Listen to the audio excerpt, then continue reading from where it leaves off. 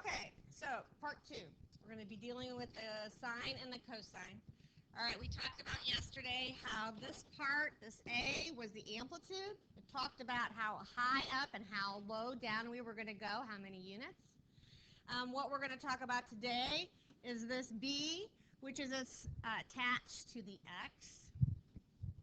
And it's going to compress the graph or expand the graph. And if you remember, when we talked about at the beginning of the year, we always looked at the reciprocal of that value, right? In terms of if it was 2, we thought about it as 1/2, which was a compression. If it was 1/2, we looked at the reciprocal and thought about it as 2, which meant it was an expansion over the x-axis. But the big thing that you want to know is this is going to tell me the length of my period, and we are going to always have to take 2 pi and divide by that value. Okay? I just remembered we didn't go over those 5 problems, those first 5, right? So, on the homework. We'll go over that in a minute. Just don't let me forget.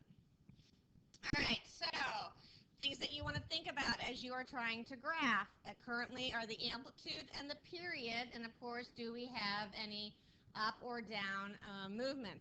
So on your sheet of paper right here, what are you going to call the that's going to help you find the period? A, B, C, or D? It's the part that's multiplied. So C, all right? So C defines your period length, all right? And you're always going to take 2 pi and divide it by the absolute value of that.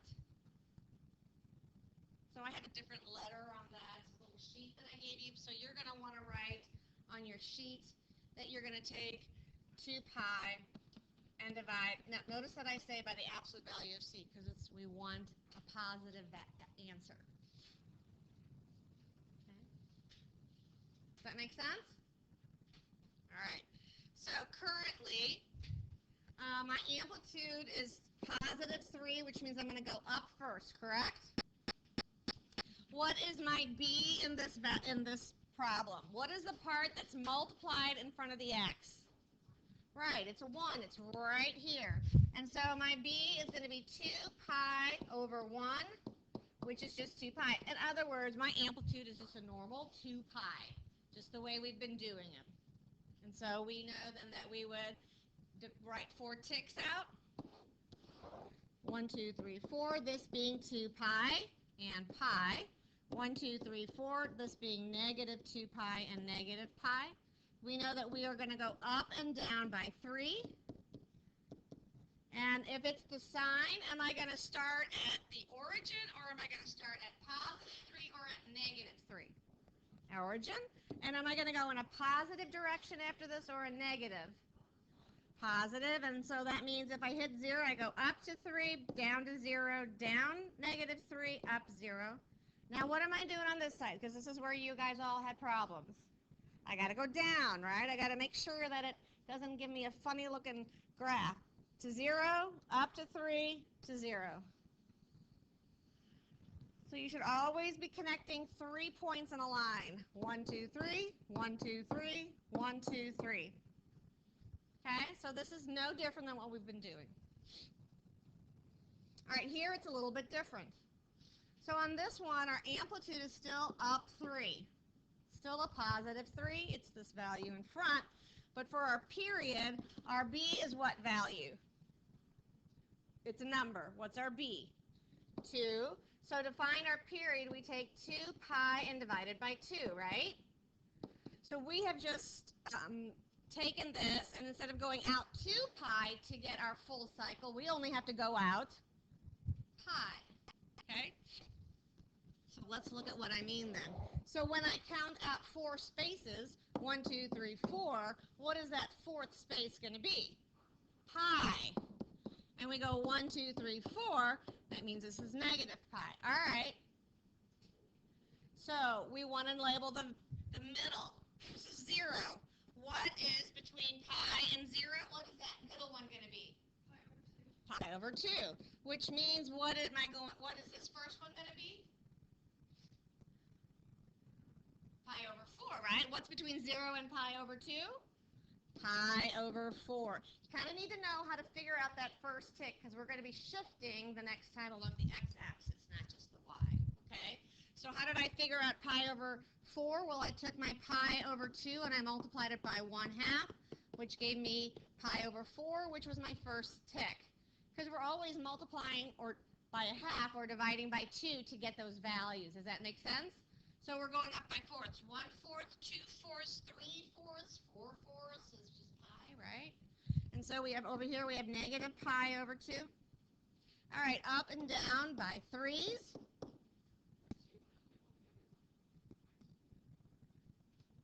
Here. Oh, no, as long as you've got the first one, you know what you're counting by. And then at the middle of it.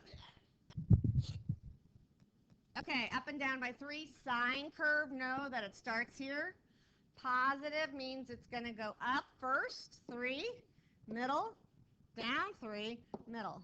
Continuing the pattern, down 3, 0, up 3, 0. Okay, we're going to talk about these values and what happened here. Because see, at pi over 2, let's plug this in to our equation. When I plug pi over 2 in, what is 2 times pi over 2? What is 2 times pi over 2? Isn't it pi? And what is sine of pi? 0. And what is 3 times 0? 0. Okay? So it looks like we've changed what we're graphing, but we really haven't because we're still going to get that at pi across the 0 and at 2 pi across the 0. We've just labeled our text differently because of the 2 that's located in front of that x. Does that make sense? So what you're going to see, what you're going to see is that over 2 pi, we get 2 cycles. How many cycles do we get? 2. Whereas before we got 1 cycle. Now we're going to get, well, anyway, 2 cycles. It's telling us how many cycles we're getting within a normal 2 pi. 2. Does that help? All right, so here, cosine of 4x. 2 cosine. Amplitude is 2 and it's positive, which means we know we're going up. These are the things that you're going to want to remember. Our period, what are we going to take 2 pi and divide it by? Absolute value 4, so now we get pi over 2.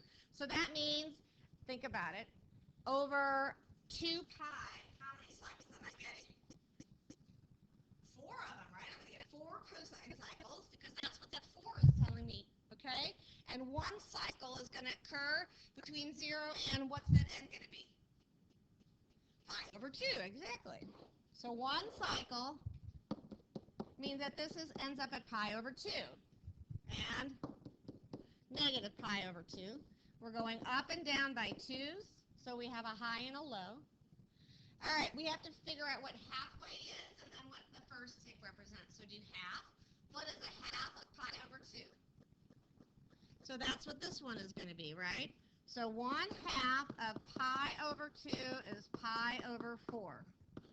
That's the middle one, because we just took and figured out what half of that distance was. Now I need to figure out my first tick. So what am I going to do now? Between 0 and pi over 4, isn't that halfway in the middle again? So I'm going to take that pi over 4 and I'm going to multiply it again by 1/2 because I'm looking for half that distance, right? And so what is that going to be? Pi over 6. Okay, 6. Okay. All right, because we're multiplying, right? 4 and 2. All right, so that means this is going to be negative pi over 4. All right, but it's a cosine curve. And all cosine curves start the same way. The cosine of 0 is 1. And then we're going to go up how much? 2. So we're starting here. All right, and then what is our pattern going to be at pi over 6? If we think about this, at pi over 6, we're going to get 2 pi over 3. What are we going to end up at? 0, right?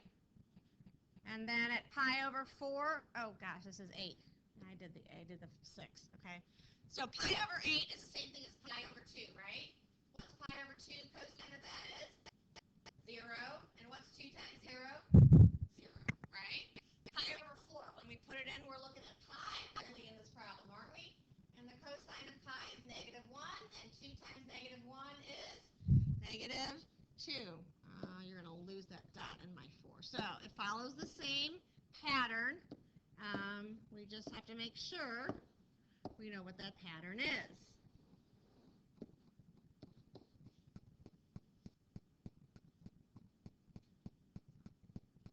Do you see that we're still looking at pi over 2 pi and 2 pi?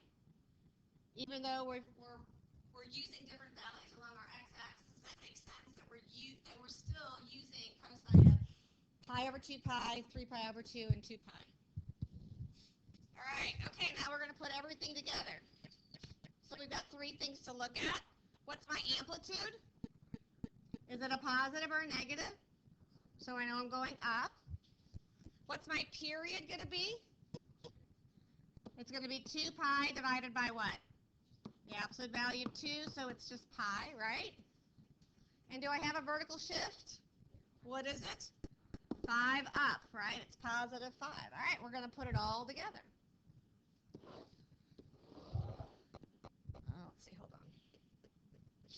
I'll put it down here a little bit more. So this is my radians over here. This is my y equals. So you really do want to label your x and y axis. I didn't talk about that, but our x-axis is no longer x. It represents our radians, correct? So we're going to put our radian symbol of theta in there, but our y is still our y. It's a number. Okay, so 1, 2, 3, 4, 5 means here's where my dotted line is. And from there, I know I got to go up and down 3, so I'm going to put 3 more ticks above it so that I know where my highest point is going to be. I'm going to change my color here so you can see what I'm doing. All right, this is the cosine. Oh, we got to do our ticks. 1, the ticks go on the x-axis, not on your dotted line. Okay, 1, 2, 3, 4, leaving me here at pi. And half of that is, and half of that is, good. And then 1, 2, 3, 4, this is negative pi and negative pi over 2. Okay, this is the sign. Where does the sign start at?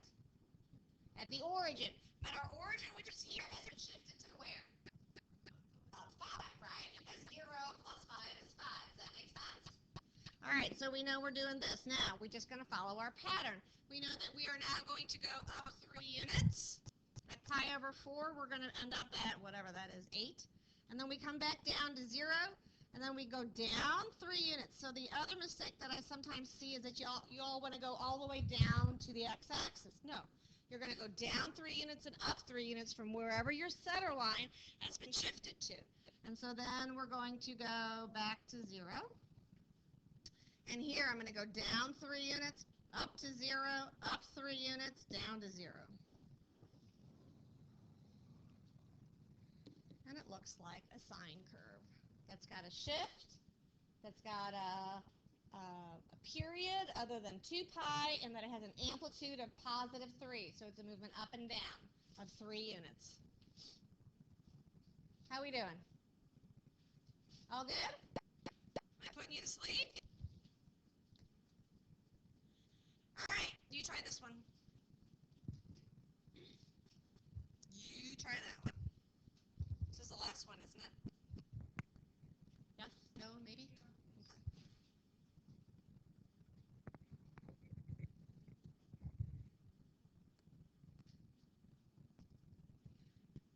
So 2 pi over 3 was my period. Half of that is pi over 3, and half of that is pi over 6. Are we good? Y'all got those as your horizontal axis? Starting at 0, we know we have to go down 2 units at the first one, then back to 0, then up 2 units, then back to 0. Here we're going to go up 2 units to 0, down 2 units into 0. So remember, your heights should be the same along your center line. No funny shorter little humps. They're all going to be the same height, and they're all spaced out the same. 3 points to make each of your vertical movements as you go from one hump to the next. Are we good? All right. So